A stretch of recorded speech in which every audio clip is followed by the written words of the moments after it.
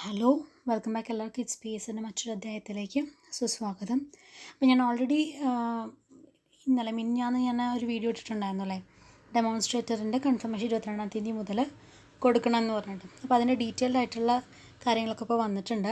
നമ്മളുടെ examination demonstrator in electronics and ഇൻസ്ട്രുമെൻറ്റേഷനും instrument ടെക്നോളജിയും കൂടെ ഒരു കമ്പൈൻഡ് എക്സാമാണ്, കോമൺ ടെസ്റ്റ് ആയിരിക്കും. അപ്പോൾ 295/2021, 296/2021 ഈ രണ്ട് കാറ്റഗറി നമ്പറും കൂടിയുള്ള കോമൺ ടെസ്റ്റ് നടത്താനായിട്ട് ഉദ്ദേശിക്കുന്നത് 22/12/2022 ആണ് ഇപ്പോൾ ഡേറ്റ് വന്നിരിക്കുന്നത്. ഇതിൻ്റെ മാക്സിമം മാർക്ക് 100 മാർക്കാണ്. 1.5 മാർക്കിൻ്റെ എക്സാമിനേഷനാണ്. OMR അല്ലെങ്കിൽ OMR എക്സാമിനേഷൻ തന്നെ ആയിരിക്കും. അതവരെപ്പോഴും പറയുന്നത് അങ്ങനെ ആയിരിക്കും, OMR അല്ലെങ്കിൽ എന്ന് പറഞ്ഞിട്ടേ കൊടുക്കുള്ളൂ. അപ്പോൾ OMR എക്സാമിനേഷനാണ്. 1.5 മണിക്കൂർ. 100 മാർക്കിൻ്റെ എക്സാമിനേഷൻ. ലാംഗ്വേജിൻ്റെ മോഡ് എന്ന് പറയുന്നത് ഇംഗ്ലീഷ് ആയിരിക്കും. ഇലക്ട്രോണിക്സ് ആൻഡ് ഇൻസ്ട്രുമെൻറ്റേഷൻ ഏതാണ്ട് 16,000-ഓളം, അതുപോലെ തന്നെ ഡെമോൺസ്ട്രേറ്റർ ഇൻസ്ട്രുമെൻറ്റ് ടെക്നോളജിയിൽ 12,000-ഓളം ആളുകളാണ് അപ്ലൈ ചെയ്തിരിക്കുന്നത്. അപ്പോൾ ഈ എക്സാമിനേഷന് കൺഫർമേഷൻ 22/9/2022 മുതൽ 11/10/2022 വരെ നമുക്ക് കൊടുക്കാവുന്നതാണ്. 11/10/2022 വരെ സ്ഥിരീകരണം നൽകുന്നവർക്ക് 8/12/2022 മുതൽ നിങ്ങൾക്ക് നിങ്ങളുടെ ഹാൾ ടിക്കറ്റ് ഡൗൺലോഡ് ചെയ്തെടുക്കാവുന്നതാണ്. ഈ കൺഫർമേഷൻ കൊടുത്തില്ല എന്നുണ്ടെങ്കിൽ നിങ്ങൾക്ക് ഈ ഒരു എക്സാമിനേഷൻ എഴുതാനുള്ള ഒരു ചാൻസ് നഷ്ടപ്പെടും. 2 കൺഫർമേഷൻ വന്നിട്ടുണ്ടാവും. നിങ്ങളുടെ എല്ലാവരും പ്രൊഫൈൽ 2 അപ്ലൈ ചെയ്തിട്ടുണ്ടെന്നുണ്ടെങ്കിൽ 2ഉം കോമൺ ടെസ്റ്റാന്ന് പറഞ്ഞ് കൊടുക്കാതിരിക്കരുത്. 2നും സെപ്പറേറ്റ് കൺഫർമേഷൻ കൊടുക്കണം. നമുക്ക് 2ഉം കൂടെ ഒരൊറ്റ ഹാൾ ടിക്കറ്റ് ആയിരിക്കും കിട്ടുന്നുണ്ടാവുക. ഈ ഒരു ഹാൾ ടിക്കറ്റിൽ തന്നെ നമ്മൾ എത്ര പോസ്റ്റിലേക്ക് അപ്ലൈ ചെയ്തു എന്നുള്ളത് താഴേക്ക് വരും. അപ്പോൾ ആ 2 ലിസ്റ്റിലും നമ്മൾ ഉൾപ്പെടണം എന്നുണ്ടെങ്കിൽ ഈ 2എണ്ണത്തിന് കൺഫർമേഷൻ കൊടുക്കണം. എന്നാലും ഹാൾ ടിക്കറ്റിൽ അതുപോലെ വരുന്നു കേട്ടോ. ഒരു കുട്ടി ഡൗട്ട് ചോദിച്ചിട്ടുണ്ടായിരുന്നു, അതുകൊണ്ടാണ് അതുകൂടെ ഞാൻ അതിൻ്റെ കൂടെ ഇൻക്ലൂഡ് ചെയ്തിട്ടുണ്ടായിരുന്നത്. പിന്നെ നിങ്ങളതിൻ്റെ സിലബസ് കുറച്ച് പേരെങ്കിലും കണ്ടിട്ടുണ്ടാവണം. ഇൻസ്ട്രുമെൻറ്റ് ടെക്നോളജിയിലാണ്, അതായത് ഇൻസ്ട്രുമെൻറ്റേഷനിലാണ് ഏറ്റവും വെയിറ്റേജ് വരുന്നത്. ഇലക്ട്രോണിക്സിന് വളരെ കുറച്ച് വെയിറ്റേജ് മാത്രമേ ഉള്ളൂ. അപ്പോൾ ഇൻസ്ട്രുമെൻറ്റേഷൻ പഠിച്ചിട്ടുള്ള ആളുകൾക്ക് ഇത് നല്ലൊരു ചാൻസാണ്.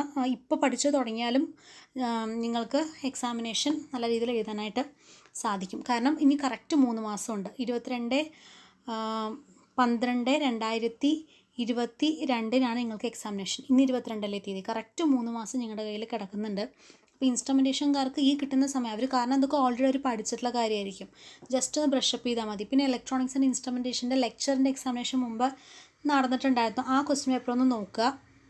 അതുപോലെ ഇൻസ്ട്രുമെൻറ്റേഷൻ്റെ ഏതൊക്കെ ക്വസ്റ്റ്യൻ പേപ്പേഴ്സ് ഇതുവരെ നിങ്ങൾക്ക് കിട്ടിയിട്ടുണ്ടോ? എനിക്ക് തോന്നുന്നു ട്രേഡ്സ്മാൻ്റെ ഒക്കെ ഈ അടുത്ത് വന്നത് ചിലപ്പോൾ നിങ്ങൾക്ക് ഉണ്ടാവുമായിരിക്കും. അപ്പോൾ അങ്ങനെയുള്ള ഏതൊക്കെ ക്വസ്റ്റ്യൻ പേപ്പേഴ്സാണോ നിങ്ങൾക്ക് അവൈലബിൾ ആയിട്ടുള്ളത് ആ ക്വസ്റ്റ്യൻ പേപ്പേഴ്സൊക്കെ ഒന്ന് ചെക്ക് ചെയ്യുക കേട്ടോ. അത് ചെയ്തതിന് ശേഷം മാത്രം നിങ്ങൾ സിലബസിലേക്ക് കടന്നാൽ മതി. പിന്നെ സിലബസ് തീർക്കണം എന്ന് പറഞ്ഞിട്ട് നിൽക്കരുത്. കാരണം സിലബസ് അവരൊരു ഐഡിയയ്ക്ക് വേണ്ടി തരാണ്. അപ്പോൾ അതുകൊണ്ട് തന്നെ സിലബസ് ഫുള്ളായി തീർക്കാൻ വേണ്ടിയിട്ട് നിൽക്കരുത്. വെയിറ്റേജ് നോക്കിയിട്ട് പഠിക്കുക. ഏറ്റവും കൂടുതൽ വെയിറ്റേജ് ഏത് പോർഷനാണോ ഉള്ളത് ആ പോർഷന് ആ ഒരു ഇമ്പോർട്ടൻസ് കൊടുത്തിട്ട് പഠിക്കുക. ഇലക്ട്രോണിക്സിനൊക്കെ വളരെ കുറച്ച് വെയിറ്റേജൊക്കെ ഉള്ളൂ. അപ്പോൾ ഇൻസ്ട്രുമെൻറ്റേഷൻകാർക്ക് സുഖമായിട്ട് അവർക്ക് അവരുടെ സബ്ജക്റ്റ് നന്നായിട്ട് പഠിക്കാം. ഈ ഇലക്ട്രോണിക്സുകാരൻ്റെ കാര്യം ഞാൻ പറയാനാണെങ്കിൽ, ഇലക്ട്രോണിക്സുകാർക്ക് ഈ ഒരു എക്സാമിനേഷൻ ഈ 3 മാസം കൊണ്ട് വേണമെങ്കിൽ നിങ്ങൾക്കൊന്ന് ശ്രമിക്കാം. പക്ഷേ കാരണം ഇൻസ്ട്രുമെൻറ്റേഷനൊക്കെ ആദ്യമായിട്ട് കാണുന്ന ആളുകൾക്ക് കുറച്ച് ടഫായിരിക്കും. അപ്പോൾ കൂടുതൽ സമയമെടുത്ത് പഠിക്കേണ്ടതായിട്ട് വരും. പിന്നെ ഇതിനൊക്കെ കോച്ചിങ് ഓൾറെഡി പോയ കുട്ടികളൊക്കെ ഉണ്ടാവുമല്ലോ. ഈ ഒരു എക്സാമിനേഷൻ നോട്ടിഫിക്കേഷൻ വന്നപ്പോൾ തന്നെ പോയിട്ടുള്ള കുട്ടികളൊക്കെ ഉണ്ടാവും. അപ്പോൾ അവർക്കെന്ന് പറയുമ്പോൾ വലിയ കുഴപ്പമുണ്ടാവില്ല. അവർ ഓൾറെഡി ഈ ഒരു ഏരിയാസൊക്കെ പഠിച്ചിട്ടുള്ള ആളുകളായിരിക്കും. അപ്പോൾ അവരൊക്കെ അവർ പഠിച്ച കാര്യങ്ങളൊന്ന് ബ്രഷപ്പ് ചെയ്യാനായിട്ട് ശ്രമിക്കുക.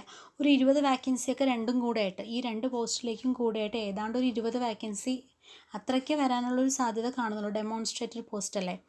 അപ്പോൾ അതുകൊണ്ട് തന്നെ വാക്കൻസി കുറവാണ്. വാക്കൻസി കുറവായതുകൊണ്ട് തന്നെ സ്വാഭാവികമായിട്ടും കട്ട് ഓഫ് കൂടുതലായിരിക്കും. ഇൻസ്ട്രുമെൻറ്റേഷൻകാർക്ക് കൂടുതൽ നല്ല രീതിയിൽ പഠിക്കാൻ സാധിക്കുന്നുണ്ട്. അവർ മുന്നിൽ വരാനുള്ള സാധ്യതയുണ്ട് എന്ന് കരുതി ഇലക്ട്രോണിക്സുകാർക്ക് സാധ്യതയില്ല എന്നല്ല പറയണത്. ഇലക്ട്രോണിക്സുകാർക്കും പ്രിപ്പയർ ചെയ്ത് പഠിച്ച് മുന്നിലെത്താം. അത് അവരുടെ എഫേർട്ട് പോലെ ഉണ്ടാവും. മുമ്പ് പഠിച്ചിട്ടുള്ള ആളുകൾക്കാണെങ്കിൽ കുഴപ്പമില്ല. ഇനി ഇവിടെ നിന്ന് അങ്ങോട്ടേക്ക് തുടങ്ങുകയാണെന്നുണ്ടെങ്കിൽ ഇലക്ട്രോണിക്സ് ആൻഡ് കമ്മ്യൂണിക്കേഷൻ എടുത്തിട്ടുള്ള ആളുകളാണെന്നുണ്ടെങ്കിൽ കുറച്ച് ബുദ്ധിമുട്ടായിരിക്കും ഈ ഒരു പോർഷൻസ് കവർ ചെയ്യാൻ. നിങ്ങൾക്ക് വേണമെങ്കിൽ സമയം നോക്കി കൂടുതൽ ടൈമൊക്കെ എടുത്തിട്ട് പഠിക്കാവുന്നതാണ്. ലേറ്റസ്റ്റ് ആയിട്ടുള്ള സിലബസിൻ്റെ ഒരു പ്രത്യേകത നിങ്ങൾക്ക് എല്ലാവർക്കും അറിയണ്ടാവുമല്ലോ അല്ലേ. നമുക്ക് സിലബസ് തരും, ആ സിലബസിനനുസരിച്ചിട്ടുള്ള ക്വസ്റ്റ്യൻസ് ആയിരിക്കും ഉണ്ടാവുക. എന്നാലും സിലബസിന് മാത്രമേ ചോദിക്കുള്ളൂ എന്നൊന്നും പറയാൻ പറ്റില്ല. ചിലപ്പോൾ 1-2 ക്വസ്റ്റ്യനൊക്കെ അവർ വിട്ട് ചോദിക്കും, എന്നാലും ഭൂരിഭാഗം ഇതിൽ തന്നെ വരുള്ളൂ. പിന്നെ ഒരു മാർക്ക് കൂടി ഡിസ്ട്രിബ്യൂഷൻ തന്നിരിക്കുന്നത് കൊണ്ട് തന്നെ ആ ഒരു മാർക്കിനനുസരിച്ചിട്ട് പഠിക്കുക എന്നുള്ളത് വളരെ ഇമ്പോർട്ടൻ്റ് ആണ്. ഇല്ലയെന്നുണ്ടെങ്കിൽ നിങ്ങൾക്ക് തന്നെ അതൊരു ബുദ്ധിമുട്ടാവും. കാരണം നമുക്ക് ചിലപ്പോൾ എളുപ്പമുള്ള ടോപ്പിക്കുകളൊക്കെ നോക്കുമ്പോൾ ചിലപ്പോൾ വെയിറ്റ് കുറവായിരിക്കും. പക്ഷെ നമുക്കത് എളുപ്പമെന്നുകൊണ്ട് നമ്മളത് കൂടുതൽ നന്നായിട്ട് പഠിക്കും. അത് പഠിച്ചിട്ട് ചിലപ്പോൾ അതിന് 7-8 മാർക്ക് മാത്രം ചോദിച്ചു കഴിഞ്ഞാൽ നമുക്ക് നഷ്ടമാണ്. പക്ഷേ 10-20 മാർക്കിനായിരിക്കും ബാക്കി നമുക്ക് ഒട്ടും അറിയാത്ത ഭാഗങ്ങളുണ്ടാകും. അപ്പോൾ ഇപ്പോൾ ഈ ഒരു 3 മാസത്തിൽ തുടക്കത്തിലുള്ള മാസങ്ങളിൽ നിങ്ങൾക്ക് ടഫായിട്ടുള്ള ഭാഗങ്ങൾ പഠിക്കാനായിട്ട് ശ്രമിക്കുക.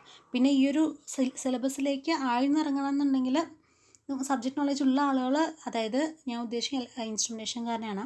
ഇൻസ്ട്രുമെൻറ്റേഷൻകാർ ഇനിയിപ്പോൾ ഇവിടെ നിന്ന് പഠിച്ച് തുടങ്ങണമെന്നുണ്ടെങ്കിൽ നിങ്ങൾ ആദ്യം നിങ്ങൾക്ക് ഏറ്റവും ഈസിയായി തോന്നുന്നൊരു സബ്ജക്റ്റ് പഠിച്ചിട്ട് പിന്നെ അങ്ങനെ ടഫിലേക്ക് പോവാം. അല്ലാതെ ആദ്യം തന്നെ ടഫായിട്ടുള്ള പഠിച്ചു കഴിഞ്ഞാൽ പിന്നെ നമ്മൾ ആ ബുക്ക് പിന്നീട് തുറക്കുകയില്ല. പിന്നെ അതങ്ങനെ നീണ്ട് പോയിട്ട് പിന്നെ അവസാനം ലാസ്റ്റ് നിമിഷമൊക്കെ കാണുന്ന സമയത്തായിരിക്കും ചൂട് തോന്നുക, അയ്യോ പഠിക്കണമല്ലോ. അപ്പോൾ അതുകൊണ്ട് തന്നെ നിങ്ങൾ ആദ്യം നിങ്ങൾക്ക് കുറച്ച് ഫെമിലിയർ ആയിട്ടുള്ളത്, നിങ്ങൾക്ക് കുറച്ച് നല്ല രീതിയിൽ പ്രിപ്പയർ ചെയ്യാൻ പറ്റിയുള്ള ടോപ്പിക്കുകളാണ് സ്റ്റാർട്ട് ചെയ്യുക. അത് സ്റ്റാർട്ട് ചെയ്തിട്ട് പിന്നെ മെല്ലെ നിങ്ങൾക്ക് ടഫറായിട്ടുള്ള ഭാഗങ്ങളിലൊക്കെ നോട്ട്സൊക്കെ ഉണ്ടാക്കിയിട്ട് അതൊക്കെ പഠിക്കാനായിട്ട് ശ്രദ്ധിക്കുക. പരമാവധി സിലബസ് കവർ ചെയ്യാനായിട്ട് നോക്കുക. കഴിഞ്ഞ തവണയൊക്കെ കട്ട് ഓഫ് എനിക്ക് എത്രയെന്ന് കൃത്യമായിട്ട് ഓർമ്മ കിട്ടുന്നില്ല. ഞാനത് പിന്നീട് കിട്ടുകയാണെന്നുണ്ടെങ്കിൽ പറയാം കേട്ടോ. അപ്പോൾ എന്തായാലും വലിയ കട്ട് ഓഫ് ഒന്നും അല്ല, ചെറിയൊരു കട്ട് ഓഫ് ആയിരുന്നു. അതെനിക്ക് നല്ല ഓർമ്മയുണ്ട്. എനിക്ക് എത്രയാണ് കട്ട് ഓഫ് എന്നുള്ളത് കൃത്യമായിട്ട് ഓർമ്മ കിട്ടുന്നില്ല. അപ്പോൾ അത്രയും ചെറിയ കട്ട് ഓഫൊക്കെ ആയതുകൊണ്ട് നിങ്ങൾക്ക് അത് ക്രാക്ക് ചെയ്യാൻ വലിയ പാടുണ്ടാവില്ല. പ്രത്യേകിച്ച് നിങ്ങളുടെ സബ്ജക്റ്റും കൂടെയാണ്, വേറെ കാര്യങ്ങളൊന്നും എക്സ്ട്രാ പഠിക്കണ്ട. അപ്പോൾ ലെക്ചറൊക്കെ ആണെന്നുണ്ടെങ്കിൽ നിങ്ങളുടെ ഈ സബ്ജക്റ്റും പ്ലസ് ബാക്കിയുള്ള സബ്ജക്റ്റിലും കൂടെ പഠിക്കണം. ഇത് പിന്നെ അങ്ങനെയുള്ളൊരു കാര്യമേ വരുന്നില്ല, നിങ്ങളുടെ സബ്ജക്റ്റ് മാത്രമേ ഉള്ളൂ. അപ്പോൾ നിങ്ങളുടെ സബ്ജക്റ്റ് വൃത്തിക്ക് നല്ല രീതിയിൽ പഠിക്കാനായിട്ട് ശ്രദ്ധിക്കുക. പിന്നെ ലാസ്റ്റ് പോർഷൻസൊക്കെ നമ്മുടെ കുറച്ചൊക്കെ ഇലക്ട്രോണിക്സുകാർക്ക് ഫെമിലിയർ ആയിട്ടുള്ള ഭാഗങ്ങളായിരിക്കും. പക്ഷേ അവിടെയും കുറച്ചൊക്കെ ഇൻസ്ട്രുമെൻറ്റേഷനൊക്കെ കടന്നുകൂടുന്നുണ്ട്. അപ്പോൾ അതുകൊണ്ട് ഇലക്ട്രോണിക്സുകാർ ഈ എക്സാം എഴുതുന്നുണ്ടെന്നുണ്ടെങ്കിൽ ആദ്യം നിങ്ങളുടെ സബ്ജക്റ്റ് ഉണ്ടല്ലോ, മൊഡ്യൂൾ 10 നമ്മുടെ സബ്ജക്റ്റാണ്, 8 നമ്മുടെ സബ്ജക്റ്റാണ്, അങ്ങനെ കുറച്ച് ഭാഗങ്ങളൊക്കെ നമ്മുടെ സബ്ജക്റ്റ് കിടക്കുന്നുണ്ട്. അപ്പോൾ അത് പഠിക്കുക. അത് കഴിഞ്ഞതിന് ശേഷം ഇൻസ്ട്രുമെൻറ്റേഷൻ്റെ ക്വസ്റ്റ്യൻസ് വർക്കൗട്ട് ചെയ്യാനായിട്ട് നോക്കുക. പിന്നെ ആ ക്വസ്റ്റ്യൻസ് നോക്കിയിട്ട് കൺഫ്യൂഷൻ വരുന്ന കാര്യങ്ങൾ എന്ത് ചെയ്യുക, നിങ്ങൾ ടോപ്പിക്കുകൾ പഠിക്കാനായിട്ട് നോക്കുക. ഇപ്പോൾ ടോപ്പിക്കുകൾ പഠിച്ചാലും നമുക്ക് മുഴുവനായിട്ട് പഠിക്കാൻ പറ്റില്ല ഇലക്ട്രോണിക്സുകാർക്ക്. അപ്പോൾ അവരെന്താ ചെയ്യേണ്ടതെന്ന് വെച്ച് കഴിഞ്ഞാൽ മാക്സിമം നിങ്ങൾക്ക് സിമ്പിളായി തോന്നുന്ന ടോപ്പിക്കുകളൊക്കെ നോക്കുക എന്നുള്ളതാണ്. അല്ലാതെ ഇതിലെല്ലാം നിങ്ങൾക്ക് പഠിച്ചെടുത്തിട്ട് ഇനിയൊരു എക്സാമിനേഷൻ പ്രിപ്പയർ ചെയ്യാനായിട്ട് സാധിക്കില്ല തുടക്കക്കാർക്ക്, അതായത് ഇനി പഠിക്കാൻ തുടങ്ങുന്ന ആളുകൾക്ക്. അപ്പോൾ ഇലക്ട്രോണിക്സുകാർ അത് പറഞ്ഞിട്ട് പിന്നോട്ട് പോകണ്ട, നിങ്ങൾക്കിപ്പോൾ വേറെ എക്സാമിനേഷനൊന്നും ഇല്ലല്ലോ. അപ്പോൾ അതുകൊണ്ട് തന്നെ ഇപ്പോൾ കിട്ടുന്ന ഈ ഒരു ടൈമിൽ ഈ ഒരു എക്സാമിനേഷന് വേണ്ടിയിട്ട് പ്രിപ്പയർ ചെയ്യുക. പിന്നെ നിങ്ങൾക്ക് ഇനിയുള്ള എക്സാമിനേഷൻ പറയുന്നത് ജൂനിയർ ഇൻസ്ട്രക്ടറൊക്കെയാണ്. ട്രേഡ്സ്മാൻ ഇപ്പോൾ കഴിയും.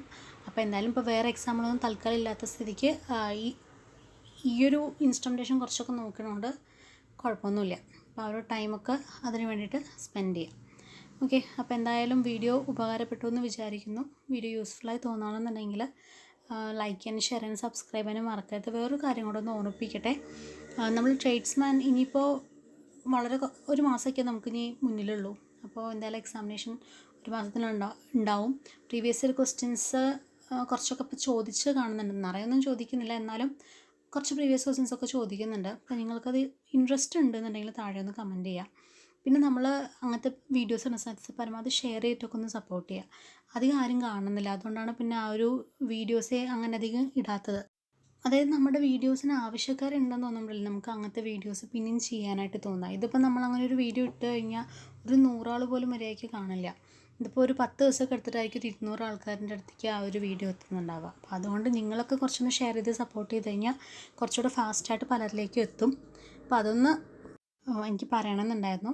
ഞാൻ അതുകൊണ്ടാണ് ട്രേഡ്സ്മാൻ കൂടുതൽ ക്വസ്റ്റ്യൻസ് അധികം ചെയ്യാത്തത്. ചില വീഡിയോസൊക്കെ കുഴപ്പമില്ലാണ്ട് പോകുന്നുണ്ട്, ചില വീഡിയോസ് അധികം അങ്ങനെ അതിലേക്ക് എത്തുന്നില്ല. പക്ഷെ അതും നമ്മൾ എഫേർട്ട് എടുത്തിട്ട് തന്നെയാണ് ചെയ്യുന്നത്. പ്രീവിയസ് ഇയർ ക്വസ്റ്റ്യൻസൊക്കെ നമ്മൾ കളക്ട് ചെയ്തിട്ടാണ് ആ ഒരു വീഡിയോസ് ഉണ്ടാക്കുന്നത്. അതൊക്കെ പ്രീവിയസ് ക്വസ്റ്റ്യൻസ് ആണ്. അപ്പോൾ അതൊക്കെ പഠിച്ചു കഴിഞ്ഞാൽ യൂസ്ഫുൾ ആയിരിക്കും. അപ്പോൾ നിങ്ങൾ കുറച്ച് നിങ്ങളുടെ സുഹൃത്തുക്കളും കൂടെ ഒന്ന് ഷെയർ ചെയ്തിട്ടൊന്ന് സപ്പോർട്ട് ചെയ്യാം കേട്ടോ. അപ്പോൾ മറ്റൊരു വീഡിയോ ആയിട്ട് കാണാം. അതുവരേക്കും താങ്ക് യു. വീഡിയോസ് ഇഷ്ടമാകുന്നുണ്ടെങ്കിൽ please like share and subscribe.